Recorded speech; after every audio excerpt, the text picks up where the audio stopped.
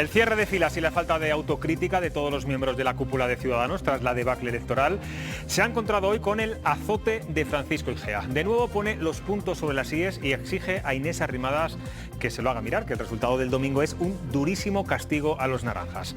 Arrimadas vuelve a sentir el aliento de su ya eterno contrincante político. Igea parece que no se va a callar. Aquí arranca Cuestión de Prioridades.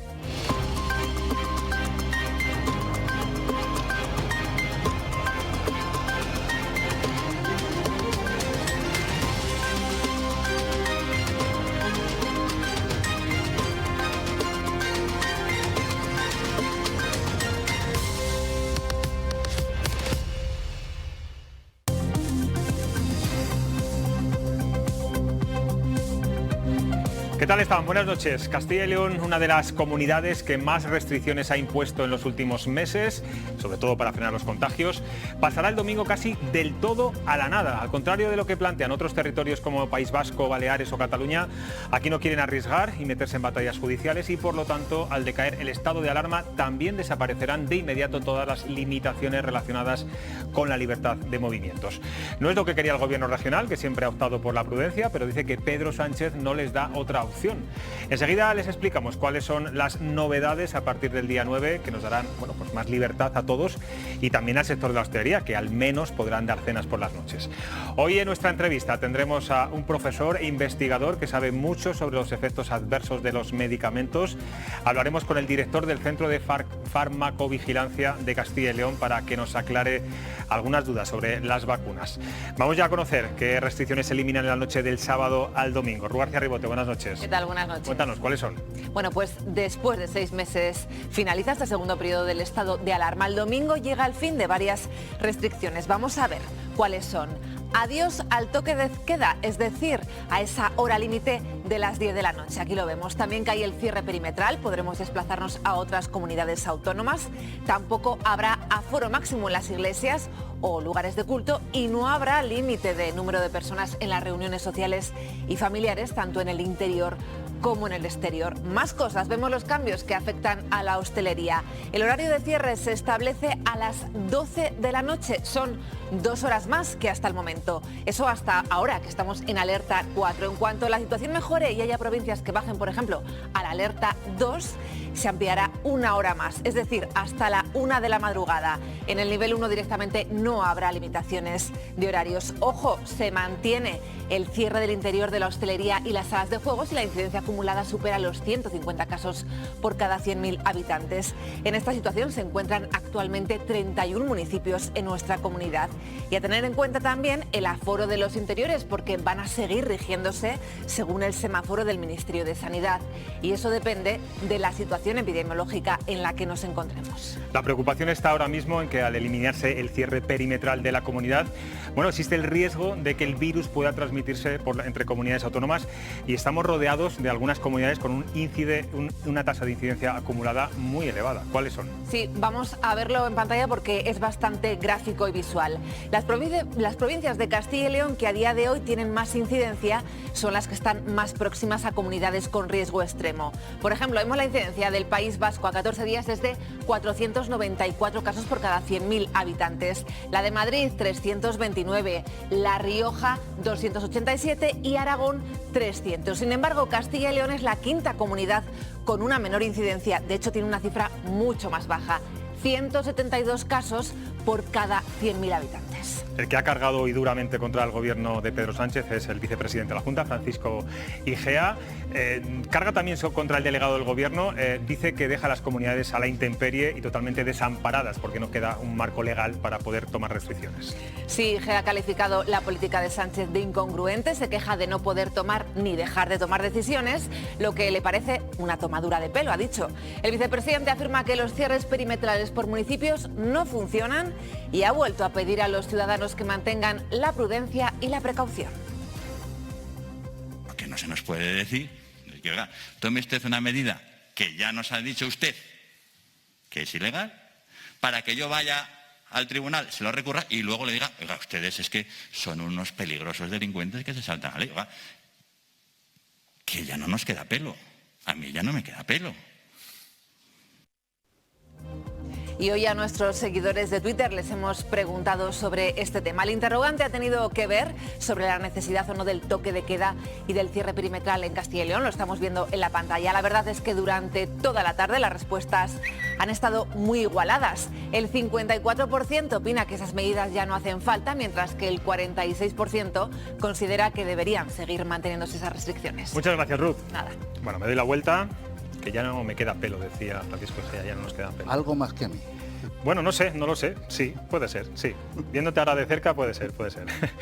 Santiago González, director del Día de Valladolid, ¿cómo estás? Buenas noches, muy bien. Buenas noches. Susana Hijado, de Antena 3, ¿qué tal? Buenas noches, bien. Y Sergio Castaño, nuestro analista político internacional, que eso queda muy bien. ¿Qué tal, cómo estás? Muy bien.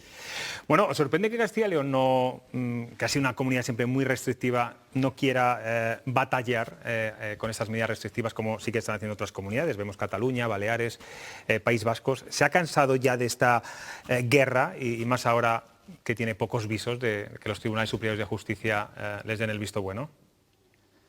Se ha cansado, más que se ha cansado, después del fiasco que supuso el toque de queda a las 8 de la tarde, han dicho vamos a ver cómo evoluciona esto. Sí que es verdad que con la situación que tenemos ahora mismo, avanzando en el ritmo de vacunación, lo normal es que todo vaya mejorando y que no sean necesarias estas medidas. En cualquier caso, ¿cómo vamos a gestionar ahora la libertad? Porque nos hemos acostumbrado a vivir encerrados, a no poder salir, a no salir a cenar, y ahora de repente tanta libertad junta. Pero también es necesario. Nos adaptaremos rápido a eso, seguro. Sí, por eso, pero que llevamos un año ya con tanta restricción, por eso digo que nos hemos habituado a ese tipo de vida. Pero yo comparaba todos estos meses la vida de Madrid con la vida que teníamos aquí, y yo he sentido envidia en Madrid. Aquí, Francisco Egea, con ese tono lacónico, salía todas las semanas, casi a regañarnos por lo que estábamos haciendo, porque salíamos, y veíamos la vida en Madrid, con esos comentarios de Díaz Ayuso, que pueden parecer pues, absurdos en muchos casos, porque el otro día cuando decía, yo en Madrid no se cruza con su ex. Otro comentario muy bueno que dijo, que fue que lo que más le gustó durante la pandemia de Filomena es que llegó a un sitio donde estaba todo nevado, pero se estaban tomando una caña en medio de la calle. Cosas absurdas, pero que al final le han funcionado, y el resultado pandémico, si observamos las olas y los momentos de picos, pues no ha sido muy diferente en Madrid a Valladolid o a Castilla y León. Y en Madrid la gente ha vivido, ha disfrutado, y aquí, pues eso, ahora vamos a ver si podemos disfrutar o si tenemos nuevas restricciones. Susana, ¿tú ves alguna vinculación entre que la Junta no tome medidas restrictivas y el éxito rotundo de Isabel Díaz Ayuso en Madrid, precisamente por esa libertad que ha dado a la hostelería? Yo creo que durante estos meses en el Gobierno de Castilla y León ha habido alguna fisura en el sentido de las medidas que se adoptaban, y se ha primado la corriente más preventiva, y se ha impuesto a la que a lo mejor pedía una mayor libertad. Pero en cualquier caso, yo no sé si habrá afectado a unas fisuras entre Partido Popular y Ciudadanos, sobre todo. Yo creo que han existido, y la muestra un poco también era cuando había consejos de gobierno en el que se tomaban decisiones de este tipo. Si la hora de convocatoria de la rueda de prensa era a 1 hora, ha habido algún día que se ha retrasado hasta casi 1h30. Ahí había conversaciones, ¿no? Pero lo que yo quiero recordar es que hemos estado 6 meses en el que se nos ha estado privando de derechos fundamentales e individuales, y la tasa de incidencia, nos acaba de enseñar Ruth, del País Vasco, es de 494, que ha estado también con cierre perimetral y con toque de queda. Es decir, no me vale que es que decía el otro día la consejera que fue porque un juez impidió que se cerrase la hostelería. Esto ha funcionado en algunos momentos, en otros momentos no ha funcionado, pero hemos tenido siempre el cierre perimetral y el toque de queda, fueran cuales fuesen los datos, y eso al final lo que consigue es el hartazgo y el incumplimiento, porque no hemos tenido un muro. Y es que decir vamos a poder salir de Castilla y León, es que ha habido gente que ha estado saliendo de Castilla y León. Una cosa es que se deba y otra es que se pueda, y poderse se ha podido aunque no se debiera, y la gente lo ha estado haciendo. Entonces, Santiago. Sí, yo creo que todo el mundo conocemos bastante gente, iba a decir, al menos gente que ha circulado y que ha ido a otras comunidades a pesar del cierre perimetral que ha habido hasta ahora. Yo creo que las medidas que han adoptado hoy son bastante razonables, teniendo en cuenta la situación sanitaria que tiene Castilla y León, que es bastante buena, teniendo en cuenta que la vacunación avanza a buen ritmo, y que, bueno, que la influencia al final de ese cierre perimetral y del toque de queda yo creo que tampoco es tanta, como decía Susana. Vamos a ver ahora si se dispara, pero creo que no se dispararán las cifras. Lo que pasa es que vamos a ver un caos ahora también jurídico. Estamos viendo algunas comunidades baleares. Leía el Tribunal Superior de Baleares sí que autoriza que se mantenga el toque de queda y la limitación de reuniones a 6 personas en las islas. En otras comunidades los Tribunales Superiores de Justicia no lo permiten. Ahí está el Supremo, que en teoría tiene que ratificar o no si hay recursos. Puede ser un embrollo judicial en función de las comunidades autónomas bastante complicado, ¿no? Y va a ser un embrollo judicial y precisamente por eso Castilla y León no ha tomado medidas. Que estoy seguro que si hubiera tenido más atadas las posibles resoluciones judiciales, aquí tendríamos ahora una batería de medidas que íbamos a continuar con toque de queda, con cierre perimetral y con todas las restricciones posibles, porque aquí en Castilla y León es lo que ha predominado.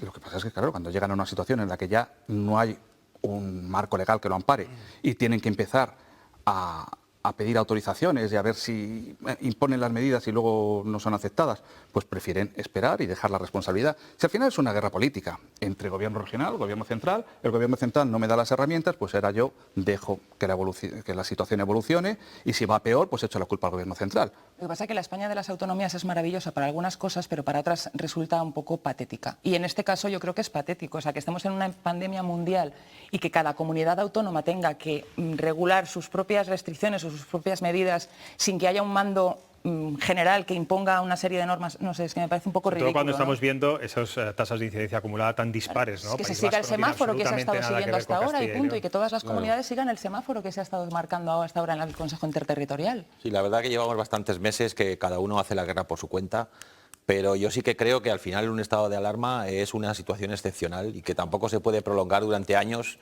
un estado de este tipo. Entonces, bueno, al final los jueces tendrán que garantizar los derechos fundamentales de cada persona. Yo tengo dudas de que el Supremo vaya a marcar una línea, porque claro, hay que tener en cuenta que la justicia tiene que analizar informes sanitarios que serán diferentes en cada comunidad autónoma. Entonces, no sé si se va a poder marcar una línea o no. Claro, esa es la Por eso complejidad. lo lógico sería el semáforo que se ha estado manteniendo hasta ahora en el Consejo Interterritorial y ya está, unas normas Por cierto, básicas. yo no sé si os ha sorprendido, hoy el presidente de los hosteleros de Castilla y León, ante esta ampliación de 2 horas, les va a permitir dar cenas hasta las 12, pasamos de las 10 de la noche a las 12 de la noche, bueno, dice que no le gusta la idea, que le va a provocar más gastos de personal y mantenimiento y que no les compensa. Estudian incluso movilizaciones. A mí me ha sorprendido personalmente. No es obligatorio que abran hasta las 12, pueden cerrar a las 10 a pesar de que tienen la libertad de hacer a las 12. Bueno, sí que es verdad que estamos ya entrando en un periodo del año en que cerrar a las 10 es a la hora que salimos de casa, porque ahora hemos venido y estamos con plena luz del día. Bueno, pero cenas no te dan a la 1 en ningún restaurante. Bueno, no lo sé. Sí que extiendes un poco hasta la 1, pero no, es verdad que normalmente pues es un poco más pronto. Y ya, pues, en esta situación, si es que todos nos estamos quejando, yo creo que estamos llegando ya a un punto en el que... La fatiga pandémica. Sí, la fatiga pandémica. A ver, no hay que olvidar que el virus va a seguir, o sea, quiero decir, lo único que van a cambiar van a ser las normas o las restricciones que se nos va a imponer, o sea, un poco de cordura, un poco de cabeza. Ya por ahí que nos la van a poner en cualquier momento Pero y vamos a... yo sí que pido a la ciudadanía cordura y demostremos que somos adultos y maduros a la hora de gestionar nuestras propias libertades. Entonces, si un local está muy lleno, si una iglesia está muy llena, nos podemos ir a la de al lado. Vamos a tener un poco de cabeza y ahora, como podemos, ya vamos a hacerlo todo. Con las restricciones, yo he pasado por calles en estos fines de semana y ahí estaba la gente sin mascarilla, a las 4 de la tarde, a las 5 de la tarde. El que incumple va a incumplir, o sea, es que es ingenuo pensar que a las 12 de la noche. Pero vamos a tener un poco de cabeza todos. Bueno, pero viene el buen tiempo, vamos a poder irnos a... Bueno, muchos madrileños vendrán a sus segundas residencias en Ávila, en Segovia, vamos a poder desplazarnos, a poder ir a la playa, vamos... Es decir, nuestra vida va a cambiar también a partir del domingo y, bueno, nuestro chip quizá, esa responsabilidad... Lo que debe cambiar es el lugar en el que hacemos lo que estamos haciendo hasta ahora. Eso es. Bueno, tengo aquí a nuestro invitado, me voy a dar la vuelta, vamos a entrevistar hoy a una de las personas que más sabe de medicamentos de nuestra comunidad, un estudioso desde hace muchos años de los riesgos asociados al uso de medicinas y vacunas. Digamos que él y su equipo de investigadores son los médicos de los fármacos, los que controlan y vigilan la seguridad de cada uno de los medicamentos que nos tomamos. Él es el director del Centro de Farmacovigilancia de Castilla y León, un centro desconocido para muchos hasta ahora y del que además tenemos que presumir en nuestra comunidad. Luis Martín Arias, buenas noches. Buenas noches. Bueno, casi 90.000 personas menores de 60 años están en Castilla y León pendientes de saber si se les inyectará la segunda dosis de AstraZeneca. Usted ha sido crítico con la gestión política y comunicativa sobre esta vacuna. El Gobierno está pendiente del estudio de la Carlos III, donde, por cierto, usted trabajó ya cuando surgió la polémica de las vacas locas. ¿Cuál cree que es la mejor opción de todas las que se están planteando? ¿Segunda dosis AstraZeneca, esperar, vacunar con otro tipo de vacuna? En mi opinión, desde luego, vacunar con la segunda dosis de AstraZeneca. No veo motivo suficiente para que no se haga. Y no lo digo yo, lo dicen las 17 asociaciones científicas médicas de España, unidas en la Federación de Asociaciones Científico-Médicas, la FADME, que lo han dicho así, que se ponga la segunda dosis de AstraZeneca. A los menores de 60 años. Efectivamente, claro, a los que ya se les puso la primera dosis. El último dato que dio usted mismo de las reacciones adversas registradas en nuestra comunidad, en Castilla y León, a principios de abril, era de unas 300 al mes y la mayoría pues con síntomas leves. Ahora que el ritmo de vacunaciones está creciendo considerablemente, ¿estas reacciones van en aumento y los síntomas son los mismos? No, al contrario, han disminuido. Precisamente esta tarde, como iba a venir aquí, hemos hecho una consulta y están llegando menos que hace un mes. Están llegando aproximadamente entre 200 y 250 al mes. Entonces ha disminuido el ritmo de la vacuna, de la notificación, a pesar de que se vacune más. Pero vamos, esto es algo que no nos sorprende. Los síntomas entiendo que siguen siendo los mismos, ¿no? Claro, es que una cosa es lo que ocurre en la realidad y otra cosa es lo que se nos notifica a nosotros en el centro. Entonces, al principio había mucha preocupación y dado que los ciudadanos pueden notificar también, como saben, porque se les da un papel cuando se les vacuna a través de Internet, pues al principio se nos notificaba todo, ¿no? Había quizás un exceso de celo en notificar. Ahora ya que se está tranquilizando la situación, yo creo, esto es buena señal, nos llega un número más razonable de sospechas porque la mayoría que nos llegan son leves, son fiebre, dolor en el punto de la vacunación y demás. O sea que curiosamente ahora que se está vacunando mucho más, nos llegan menos notificaciones. Entiendo que también quizá las primeras vacunas, los primeros vacunados se observaban mucho más y ante cualquier mínima... Eso es. No solo ellos, los médicos, porque también, claro, notifican los médicos, por supuesto, y demás personal sanitario, pues estaban más atentos. Es decir, la atención que ha habido sobre las vacunas, yo en mis 30 y tantos años de trabajo en farmacovigilancia no la había visto nunca. Esto para nosotros está bien, que se notifique todo. Nosotros siempre decimos que se notifique todo. No nos quejamos por trabajar más. Pero yo creo que la situación ahora pues, responde más a la realidad, ¿no? Se va notificando lo que se debe notificar, lo raro o lo que parezca menos leve y demás. Bueno, quizá hay menos noticias también negativas respecto a la vacuna, ¿no? Que también me imagino que eso influirá. Claro, es que curiosamente a nuestro centro está muy influido por lo que sale en los medios. Nosotros a eso lo llamamos bola de nieve.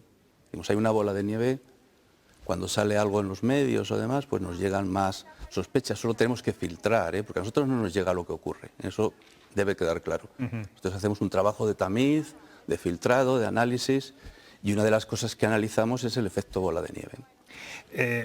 Mucha gente que nos está viendo ahora mismo se preguntará, seguramente se lo pregunten a ustedes, sus conocidos, que cuál es la vacuna más eficaz de todas las que están ahora mismo en el mercado, sobre todo después de lo que ocurrió con AstraZeneca y Janssen por los casos de trombo y porque hay países que las han eliminado directamente, como el caso de Dinamarca. ¿Esto no es cuestión de que cuál es mejor o cuál es peor, o sí? No, son cuestiones políticas, totalmente políticas, ajenas a cuestiones científicas o de farmacología o de farmacovigilancia. En mi opinión, y en esto quiero ser categórico, en la situación epidemiológica actual, donde es el riesgo de tener una enfermedad grave con secuelas o morir, todas son aceptables. De hecho, me han vacunado con AstraZeneca y estoy esperando que me vacune con la segunda dosis. Y todas se deben poner cuanto antes. Ahora lo que hay que pedir es que se vacune más rápido aún de lo que se está vacunando y se vacune cuanto antes a la mayor población posible. Entonces andar ahora con remilgos de que si una sí, otra no, me parece absurdo. En otra situación epidemiológica, bueno, pues ahí nos podríamos poner ya a comparar, porque ya tenemos datos unas con otras, ¿no? Pero en esta situación epidemiológica, sin duda alguna, vacunarse con cualquiera y cuanto antes.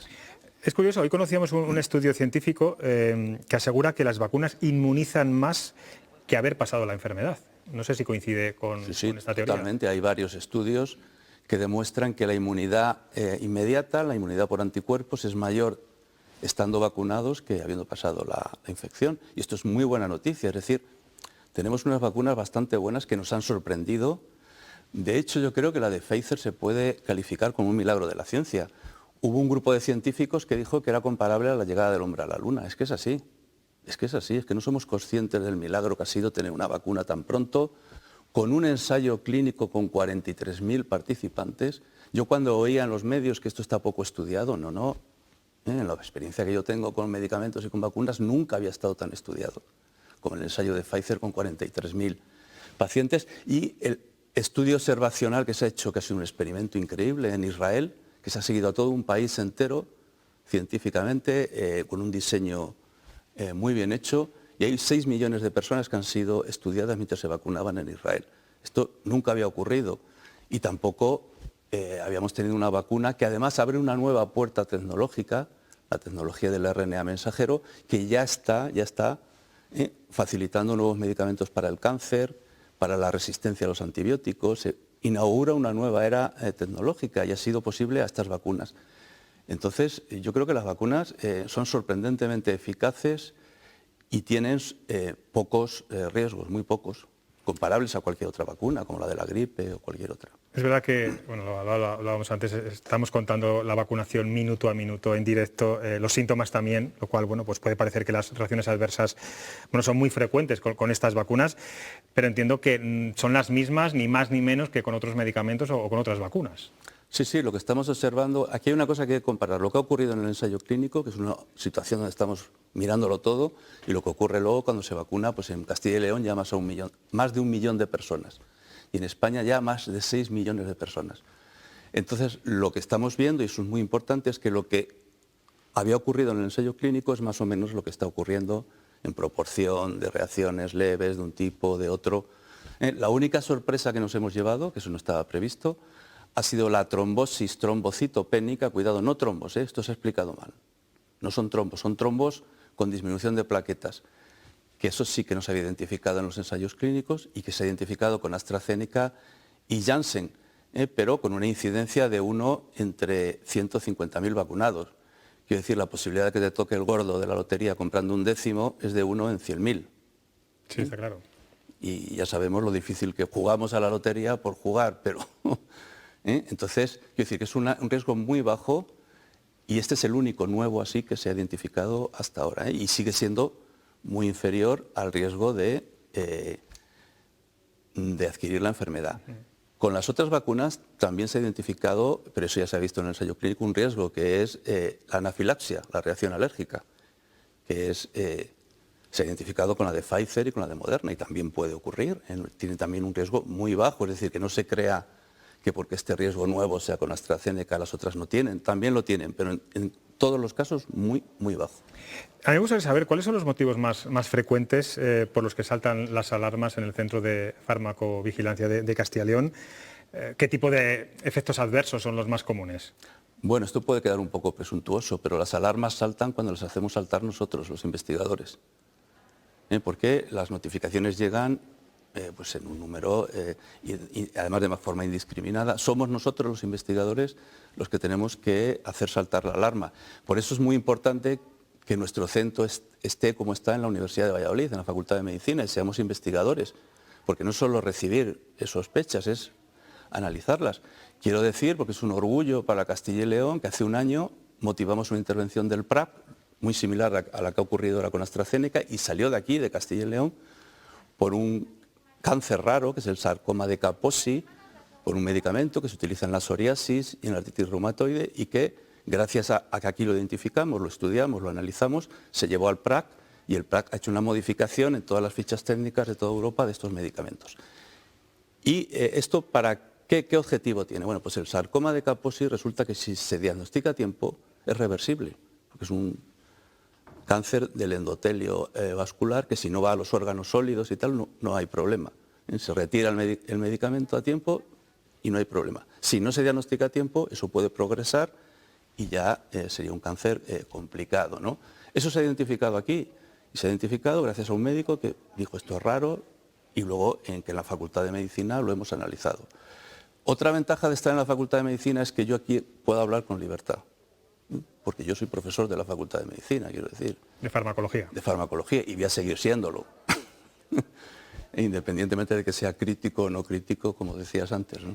¿Me está queriendo decir que los centros de farmacovigilancia en otras comunidades autónomas dependen de las instituciones, de los gobiernos regionales, y aquí digamos que hay una dependencia pero hay cierta libertad? Eso es, lo estoy diciendo.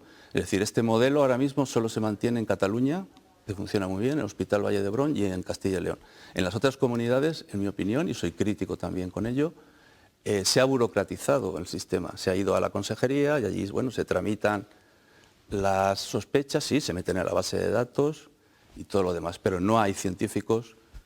Alguien nos dice, bueno, es que vosotros tenéis que publicar, sois profesores universitarios. Claro, tenemos que hacer tesis doctorales, hemos hecho tesis doctorales con estos datos y hemos publicado. A nosotros nos beneficia, pero creo que beneficia también a la población y a todo el mundo el que no nos limitemos solo a recoger sospechas, sino que las investiguemos. Esto es muy importante. En Francia, por ejemplo, se ha mantenido este modelo.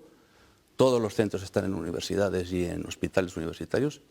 Bueno, pues ojalá siga así. Bueno. ¿Qué medicamentos son los que más quebraderos de cabeza les dan? Todos. Todos. Todo. No hay uno un tipo que sea el que más alertas o alarmas surjan en... Nosotros no recogemos cantidad de reacciones. Eso viene en los prospectos. Cualquiera abre el prospecto y dice, pues hay reacciones que ocurren en uno cada 100 tratamientos, en uno cada 1000, en uno cada 10.000. Eso ya está cuantificado. Nosotros lo que identificamos son nuevos riesgos. Por ejemplo, hasta hace relativamente poco tiempo, poco más de 10 años, no se sabía que el ibuprofeno, que es un medicamento de uso común, en ciertas personas y en ciertas condiciones de uso, por ejemplo, dosis de 600 miligramos, que por eso se ha bajado a 400, puede producir infarto de miocardio. Eso ni se nos había ocurrido. Pero gracias a que se han notificado y se han comparado casos y demás, pues identificamos un riesgo. La aspirina, después de 100 años, alguien se acordará todavía de esto, se dejó de utilizar en niños, la aspirina infantil, porque produce una patología que puede matar, y tiene una alta letalidad, un 50%, aunque es muy rara, el síndrome de Reye. ¿Y esto cuándo se descubrió? Pues 100 años después. Quiero decir, ¿nosotros vamos a dejar de estudiar estas vacunas ahora? No, las estudiaremos. De hecho, el trabajo que quizás yo esté más orgulloso es uno que hicimos hace poco aquí en la universidad, en el centro, con la vacuna de la gripe, que se ha publicado en Vaccines, una revista muy importante, y lleva muchos años ya utilizándose la vacuna de la gripe. Identificamos un riesgo que puede dar incluso parálisis en 1 de cada 1 millón de vacunados. Es un riesgo pequeñísimo, pero esto con los años es cuando se va estudiando y se van comparando, y a lo mejor dentro de unos años pues decimos, la mejor vacuna es la de AstraZeneca. Y puede ser, puede ser, porque la de AstraZeneca produce más inmunidad celular a largo plazo. O no, o es la de Pfizer, como no lo sé. Bueno, desde luego es que, muy interesante desde luego lo que hacen en el Centro de Farmacología, farmacovigilancia, perdón, que insisto, era un centro desconocido para el común de los mortales. Tenemos aquí a 3 tertulianos que seguramente le tengan que hacer alguna pregunta. Sergio. Pues sí, tengo una pregunta, y es que usted acaba de confirmar que todos los medicamentos tienen efectos secundarios, que todas las vacunas tienen efectos secundarios, y mi pregunta es, ¿por qué justo las 2 vacunas cuyos laboratorios farmacéuticos no han querido especular y no han querido incrementar los precios, son las que están teniendo más denuncias, las que están teniendo, o las que se están relevando más problemas, mientras que las otras 2, la de Moderna y la de Pfizer, con unos precios mucho más elevados, aparentemente no hay casos, aparentemente no hay problemas, y la Unión Europea además decide firmar un contrato en exclusividad con Pfizer, anulando prácticamente a AstraZeneca y anulando a Janssen, cuando Janssen parecía que iba a ser la verdadera solución a esta situación, porque con un solo pinchazo se podía inmunizar. ¿Qué hay detrás? ¿Intereses económicos? ¿Intereses políticos? ¿Realmente por qué se está haciendo esta campaña contra AstraZeneca y Janssen y esta protección de Pfizer? Bueno, voy a hacer de abogado del diablo. También la OMS, la Organización Mundial de la Salud, ha salido a defender a AstraZeneca y ha dicho que no se parara en ningún momento de vacunar, que no tenía relación, que no había asociación, lo cual a mí me parece un error. Que la Organización Mundial de la Salud haya dicho que no había asociación, porque la hay. Quiero decir, vamos a ver, esto es como un partido de fútbol donde hay muchos jugadores. Y cada uno hace su juego. La OMS ha hecho su juego defendiendo, creo que exageradamente, en mi opinión, que no había asociación, efectivamente porque es la más barata. La Unión Europea, pues están los intereses de Alemania, cuidado, no nos olvidemos que esta vacuna es británica, y están los conflictos políticos entre Dinamarca, Alemania y el Reino Unido. O sea, hay intereses políticos, intereses económicos, enfoques diferentes, ideológicos de ver el asunto, pero nosotros no nos tenemos que dejar obnubilar por eso. Eso lo sabemos que es así. Y a veces la explicación de que esto se haya visto más es porque se ha puesto el foco ahí interesadamente y se ve. Pero bueno, pero lo que se ve está. O sea, la pregunta es, aquí se ha puesto el foco por lo que sea, ¿eso está o no está? Y por tanto yo desde el principio fui partidario de que se estudiara que había asociación independientemente de lo que dijera la OMS. Pero todo eso es verdad, pero eso ocurre siempre. Susana. Dos preguntas muy cortitas. Una, con lo que acaba de decir respecto a AstraZeneca, antes ha comentado que recomienda la segunda dosis a quien ya se haya puesto menor de 60 años la primera.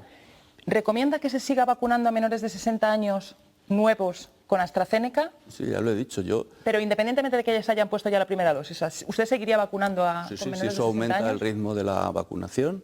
Todas las vacunas, en general, a todos los grupos de población, porque no creo que haya motivos, salvo que a lo mejor no hay un ensayo clínico más con ese grupo de población más representativo y demás. Tenemos el ejemplo del Reino Unido, que han sido millones de personas vacunadas con AstraZeneca. Ahí están los estudios, han hecho unos estudios muy serios, los podemos ver, los podemos estudiar. Yo solo haría una restricción con AstraZeneca, en concreto con AstraZeneca, que es menores de 30 años. Porque ahí en el Reino Unido se ha hecho un estudio muy serio y se ha visto que el riesgo de enfermar gravemente y de morir en menores de 30 años es tan pequeño que nos podemos permitir el lujo de no correr ese otro riesgo. Pero el mayor es Segunda pregunta, sí, muy breve, breve. que vamos un poco más de tiempo. Entre los que tienen dudas respecto a las vacunas, usted ha dicho que seguirán investigando, están las posibles secuelas a largo o medio plazo, que no se sabe porque las vacunas son muy recientes. ¿Qué secuelas cree usted que podrían ser esas, si es que pueden existir? En principio no hay datos, ni yo tengo especial preocupación porque el efecto de las vacunas es muy inmediato, se degrada inmediatamente. De hecho, si hay que conservarlas a tan baja temperatura, por lo rápidamente que se degrada a temperatura ambiente el contenido de la vacuna. Es decir, una vez que se inyecta en el cuerpo y hace su función, eso en cuestión de minutos o de poco tiempo se degrada y lo que entra ya en juego es la inmunidad del organismo. Entonces, secuelas por el propio producto de la vacuna, en principio, no son esperables. Santiago. Se ha abierto el debate muy recientemente, hoy mismo casi, sobre la liberación de las vacunas, de las patentes, perdón. Parece ser que todo, en principio, las grandes potencias mundiales están a favor, menos la industria farmacéutica. No sé si desde la ciencia se es partidario de esta liberación de las patentes para que países en desarrollo, países del tercer mundo, pudieran fabricar las vacunas y inmunizar a la población mundial antes, o no servirían, como dicen otros. Bueno, yo, en primer lugar, diría que lo de las potencias, cuidado, porque ahora la potencia es China, y China, que es un país comunista, sus vacunas las fabrican empresas privadas. Y un problema de los medicamentos y de las vacunas es que la enorme inversión que ha hecho Pfizer, es que es increíble la inversión que ha hecho, millones de dólares. Si eso no se rentabiliza, pues nadie lo hará. Nadie lo hará. ¿Por qué no se investigan antibióticos contra las resistencias bacterianas? Pues porque no es rentable. Porque no es rentable. ¿Quién lo hace? Nadie. La alternativa es que no lo haga nadie. Me parece un disparate, esto de las patentes. Yo desde luego estoy en contra. Pues Luis Martín Arias, se nos termina el tiempo. Gracias por estar aquí en cuestión de prioridades. Hoy nuestra prioridad era precisamente dar visibilidad a ese centro de farmacovigilancia tan importante que, bueno, hacen un trabajo esencial. Incluso que los usuarios, los ciudadanos pueden ir directamente, lo decía antes, ¿no? Que no hace falta ir a través del médico ni del hospital. Un propio usuario puede notificarlo a través de ustedes. Muchas gracias, de verdad, por estar aquí. Gracias a vosotros. Bueno, nos tenemos que ir a publicidad y nada, enseguida, en 5 minutos a la vuelta, volvemos con la tertulia.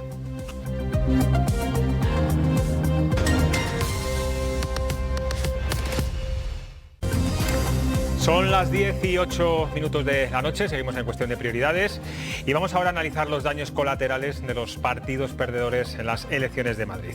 Ciudadanos ha desaparecido del mapa madrileño de un plumazo y pese a perder sus 26 escaños no ha habido ni ceses ni autocrítica y todo sigue igual. Pero como en todos los partidos siempre hay un Pepito Grillo que da un golpe encima de la mesa para ver si reaccionan ante tanta autocomplacencia. ¿Y quién ha sido? Francisco Igea. Ciudadanos ha sufrido un durísimo castigo. Un durísimo castigo. Y no es razonable buscar las responsabilidades fuera. Lo que tiene que hacer el partido es asumir sus responsabilidades sobre sus decisiones, sobre sus tomas de decisiones y sobre sus estrategias. Y lo que no se puede hacer es responsabilizar a los votantes. Bueno, de nuevo los críticos se levantan en armas contra el partido, aunque yo creo que en esta ocasión no es para menos. Santiago. Sí, la verdad que tienen argumentos suficientes para levantarse en armas y también creo que sería necesario una autocrítica interna que no se ha hecho desde la dirección de Arrimadas, que encima ha nombrado a 2 vicesecretarios. Quizá le falta equipo, quizá le falta conocimiento del territorio, quizá el proyecto de Ciudadanos esté muerto y enterrado, no solo en la Comunidad de Madrid, sino por la trayectoria que llevan, yo creo que en el resto de España. Yo no sé si veis que esto puede ser una oportunidad de nuevo para IGEA, para remover el árbol del partido. Hace así, Sergio, no. No, llega tarde porque Ciudadanos ha tenido la oportunidad. Ciudadanos aprovechó el momento de la trama Gürtel, de las dificultades del PP, para emerger con muy buenos ideólogos, con la imagen de Albert Rivera, que Albert Rivera realmente no era quien dirigía el partido, era simplemente la cara visible, pero Albert Rivera poco a poco fue tomando poder y quitándose... Hablas del pasado pasadísimo, sí, ya, Rivera ya... En fin. Pero que esa fue la oportunidad de Ciudadanos, cuando surgió, cuando en el año 2016 se presentan las elecciones en Andalucía, van ganando cada vez más escaños, más representantes en todos los lugares, pero estas últimas estrategias desde las elecciones del 10 de noviembre del 2019, a partir de ahí el partido ha ido a la deriva y ya por mucho que quiera hacer Francisco Igea, es tarde, el partido ya está muerto. En Madrid las elecciones las ha ganado el Partido Popular o Isabel Díaz Ayuso. Desde mi punto de vista las ha ganado Isabel Díaz Ayuso. ¿Quién dice que mañana Ciudadanos presenta como candidato a Igea en Castilla y León y la gente que se identifique con el mensaje de Igea pueda votar a Igea? Pero no con Ciudadanos. No, bueno, pero ¿y cuánta gente ha votado a Isabel Díaz Ayuso que no se identifica con el Partido Popular? Sí. Bueno, ha habido mucho votante socialista, ha habido mucho votante de Vox. Quiero decir... Estoy de acuerdo que las elecciones las ha ganado Isabel Díaz Ayuso. Ciudadanos está muerto y enterrado. Y Ciudadanos ya no casan. Pero depende después en las comunidades autónomas o en los territorios más pequeños a quién presente Ciudadanos y la trayectoria de esa persona que presenta Ciudadanos. Y yo creo que a día de hoy Francisco Igea tendría sus votantes. No sé si muchos o pocos, pero los tendría. Por ser él, no por ser Ciudadanos. Pero los tendría. No está claro que yo creo que Ciudadanos no tiene varones autonómicos, por decirlo de una manera, con peso en prácticamente ninguna comunidad autónoma. Tampoco las Aquí, tiene Revilla, Francisco Igea. y es presidente de la comunidad autónoma de Cantabria. Antes, cuando surge Ciudadanos no tiene estructura. Es que hay veces que es muy personalista. En los territorios más pequeños puede ser muy personalista y el ejemplo lo hemos tenido con Isabel Díaz Ayuso, que hay mucha gente que yo creo que jamás habría votado al Partido Popular, pero que a ella le ha votado. Entonces, hablar de Ciudadanos sí está muerto, pero Igea puede tener. Ayer en esta mesa había 4 políticos de los diferentes partidos y les preguntaba si podría tener algún tipo de repercusión esta debilidad en la que está ahora mismo Ciudadanos, puede afectar a la estabilidad del pacto de gobierno entre PP y Ciudadanos en la Junta de Castilla y León. Claro, PP y Ciudadanos lo negaban en rotundidad. ¿Qué opináis vosotros? Pues que mientras estén las personas que lo firmaron, yo creo que... Yo veo el acuerdo bastante estable, la verdad, y creo que agotarán la legislatura por interés de ambos. Quizá estable en los próximos meses, pero ¿quién sujeta a los parlamentarios de Ciudadanos? Si ya no hay una estructura del partido fuerte, si ya no hay nadie que pueda liderar. Pero se han sujetado ellos con la moción de censura, quiero decir. Ya, porque ¿cuál es la alternativa? Esa jugada de Ciudadanos que se intentó en Murcia y que ha salido mal y que provocó el adelanto de las elecciones en Madrid y que en Castilla y León no llegó a fraguar, en Castilla y León no fraguó porque los parlamentarios de Ciudadanos han mantenido la palabra dada por ellos, pero es que ahora ya no por el partido. Después de ver lo que ha pasado en Madrid, saben que la alternativa, si se salen del círculo en el que están ahora mismo, es irse a su casa, entonces van a aguantar los 2 años ya. Es que estando en Ciudadanos se van a ir a su casa. Ya, pero les quedan 2 años. Es irse a su casa o al Partido Popular. Pero es irse a su casa hoy o irse a su casa dentro de 2 años, pues dicen, vamos a aguantar los 2 años y luego ya veremos. Sí, vamos a cambiar de partido, vamos a hablar ahora del PSOE y de su debacle electoral también. Esta tarde hemos conocido que Ángel Gabilondo ha sido ingresado por una arritmia cardíaca y también que ha renunciado a su acta de diputado.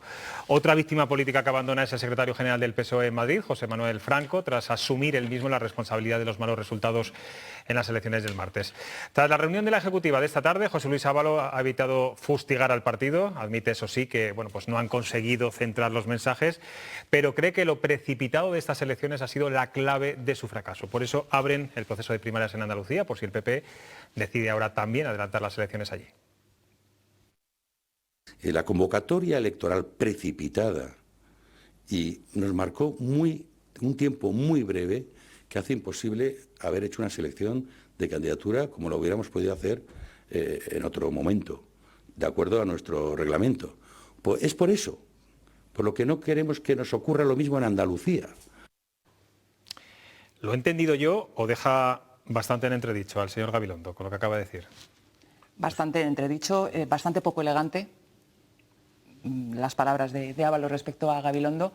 Y yo me pregunto si Gabilondo ha hecho la campaña que a él le habría gustado hacer o la que le ha impuesto su partido.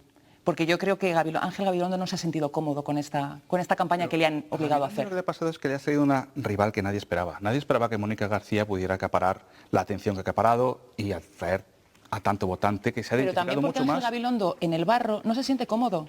Es un señor que tiene otro concepto de la política, yo creo. En la campaña primero decían, no quiero a este Pablo Iglesias, luego Pablo, tenemos 12 días, y esto todo ha sido, según han ido bajando las encuestas... No ha sido él impuesto por el partido, por los que le han puesto y que ahora dicen que es que no han tenido mucho tiempo para elegir. Creo que Ábalos ha dejado claro que Gabilondo no era su candidato.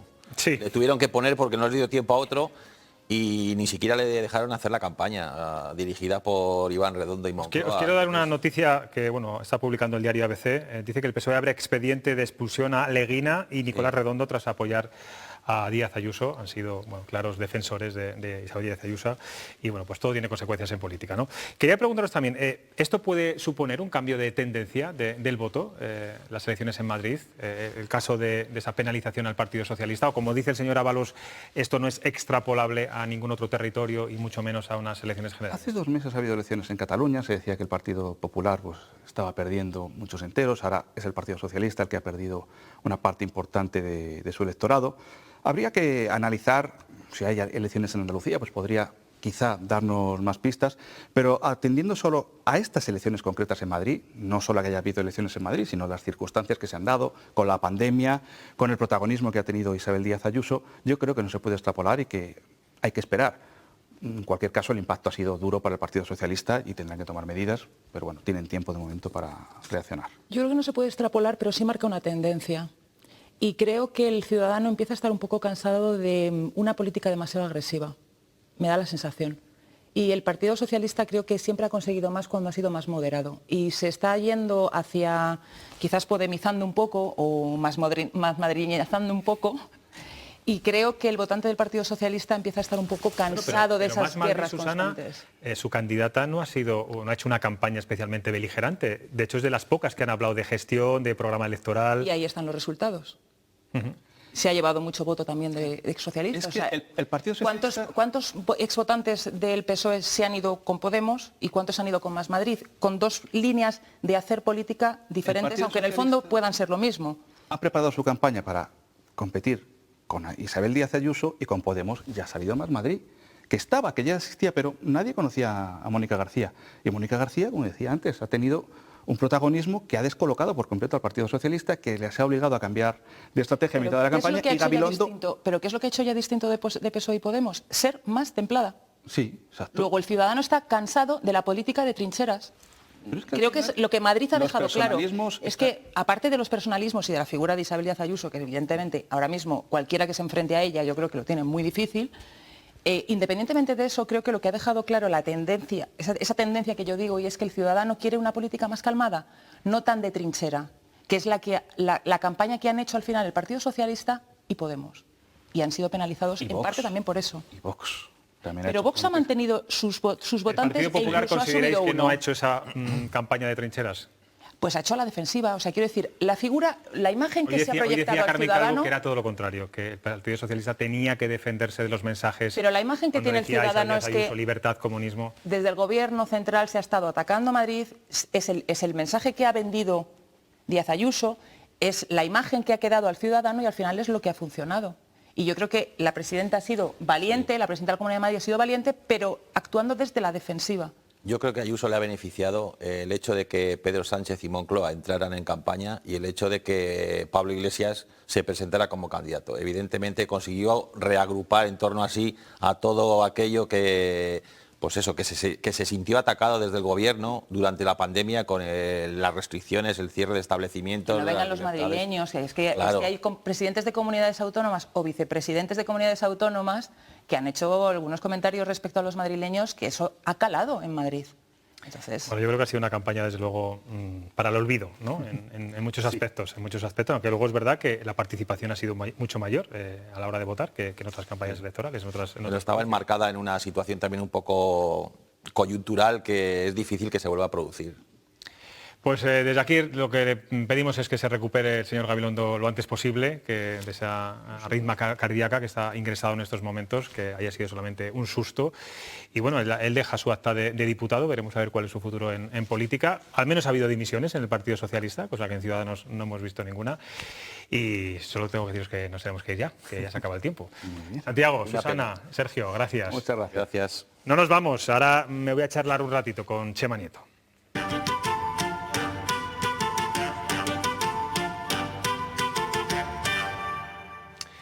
Buenas noches, Chema. Me pregunto yo, ¿tendremos viñeta tuya antes de estar todos vacunados? Hola, José Luis. Precisamente estaba pensando que empiezas a sentirte joven si todavía eres población no vacunada. Bueno, sí, a otros les envejecen los resultados electorales. Por ejemplo, Pablo Iglesias, que ha anunciado su jubilación anticipada. El líder morado ha fundido una vida política en 6 años, como los replicantes de Blade Runner. El leonés Pablo Fernández despedía a Pablo Iglesias con emocionados elogios, decía algo así como un faro que alumbra generaciones. Un faro, será un faro para no acercarse a las rocas, digo yo. Pero la noche electoral madrileña no solo ha llevado desconsuelo a Podemos. Cabe preguntarse qué sentirán en Ciudadanos de Castilla y León tras ver la virtual extinción de su partido en Madrid. Bueno, pues seguro que sienten desamparo y hasta cierta orfandad.